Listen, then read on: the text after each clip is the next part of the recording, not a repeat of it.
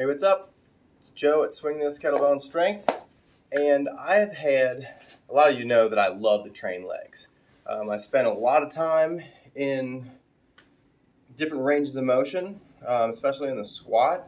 I mean, this should be a comfortable position for people. It shouldn't put a lot of strain in your back. You shouldn't be falling forward, falling over, whatever. You should be able to get into different positions, feet closer. So I like to do stuff like this. So anyway, I do like to train my legs a lot. I like to cycle when I can, mountain bike, etc.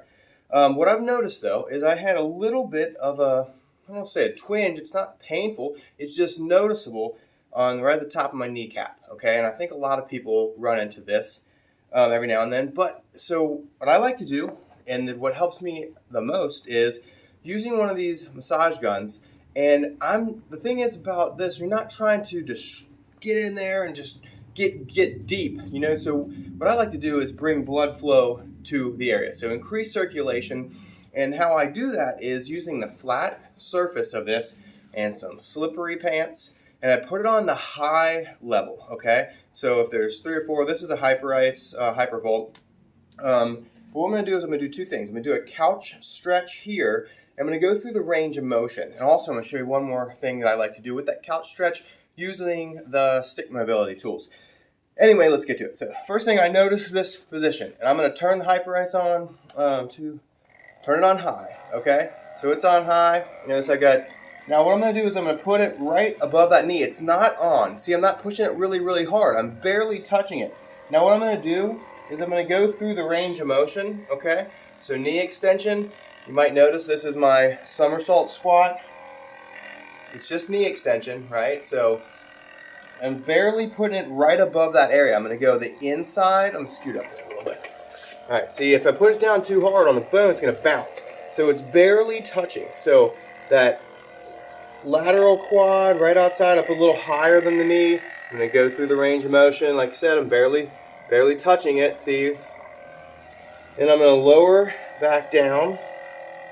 I'm going to go in there, find some tender spots right there. So I'm just going to let it kind of work, but I'm going to keep going through the range of motion, okay?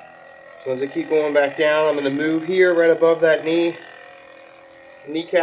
Like I said, it's barely on it. You can see it's not doing anything crazy. Then I go to that medial quad, right, the teardrop.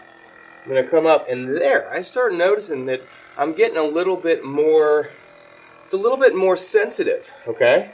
So I'm going to keep working in that area through the range of motion. I don't like to go really fast, but I go just a regular speed. Now what I can do is I can start working the way up, and I can feel the tension, okay? So that common quad tendon right there goes up into the 4 parts of the muscle, okay? So usually, I believe the rectus right there, that's where I'm finding a lot of my tension. Now, because I like to do lots of different squats, especially lunges and things like that, right up here gets a lot. So maybe that's what's causing my knee issue down there, and I get more in there, a little bit here. Once again, it's still going through that range of motion. And you can feel when it becomes taut, you'll feel it going up into the hip and down into the knee. So basically, it's going across the whole muscle. Okay, so once I did that, this feels totally different. I do not have that, I don't have the feeling, okay? So that's not the only thing I want to do. So what I'm going to do is to turn this off. I might do it again, but I'm going to put my knee on a yoga mat, kick my shoes off here. I'm going to put my knee up on the couch, foot up on the couch, lower down. Now, I'm going to get this back on. Now I'm going to work at the upper part for the hip. So I'm going to flex forward, put this on the upper part, and I'm going to extend. Okay, so now I can do this with 2 things. So I'm going to extend. I'm going to grab one of these stick mobility tools. All right, so it doesn't drop on our stereo, which it's probably going to. I'm going to lower that down there. All right, I'm going to cross this. I'm going to switch hands, because I'm going to try to reach. Oh, there you go. It's totally different than when I reach, right? So here, I'm on the, working in it. Woo. You get up in the lateral quad, you can feel the TFL a little bit as it comes down. So once I reach, it's totally different. Right there. All right, so I'm gonna lean forward. I'm gonna push my hips, extend my hip forward. All right, so I am very tight up top. And I'm very tight when I stand. So when I extend my hip, that's the tightness, okay? So I'm gonna have to work on up here, loosening that tightness with some different tools. That's the thing, foam rollers are hard to get into that position. Jill Miller and Tune Up Fitness has the Alpha Ball. That's really good. I know that AccuMobility makes some good stuff. There's a lot of different things. But here, when you're searching into different areas, that's when you're gonna find what is causing, or maybe the root of your issue. And it's probably not from where you're really thinking that it is. Remember to look all around. All right, so now, I'm turn this thing off.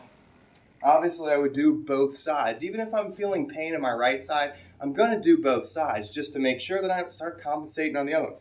So here, now I'll set this back down. And it feels a little like I worked it out a little bit, okay? It's kind of softer, little jelly, but now I don't feel that right here. Now, hopefully, if that's something that can help you with, it's probably not gonna happen right away. I've done this a couple times, finding that this position is pretty good for me now. I can extend my hip forward, switch it. Yep, I'm definitely tighter on the left side. Okay, so test, retest, but also unilaterally test and retest. That feels pretty good. Now, kettlebell jerks, there's a whole lot of overhead. So I'm gonna reach up here, I'm gonna stretch my hips forward, I'm gonna lean hips back. Okay, align that right there, stretch my hips forward, lean my hips back. So notice that's going in the range of motion for a kettlebell jerk. Kettlebell jerk would start here, it would launch up and catch here, and then stand up. So I'm trying to work the positioning, finding where that tension is. Hips back, arms overhead, hips forward. Hips back, arms overhead, stretching a little bit more lats. And here I'm stretching quads, psoas, abdominals, keeping my glutes engaged. Anyway, so if I want to continue to do a whole bunch of kettlebell sport jerks, it's the quads. We got to take care of them. But don't just go for the spot that you're feeling it. Search all around, okay? Don't be afraid to try different tools if you have them. That's the thing. There isn't one tool that's going to be perfect for everything. But anyway, hope this helps. It's helped me a little bit, and I'm going to continue to do this for the next couple weeks until I don't feel this at all. Joe at Swing This. See ya.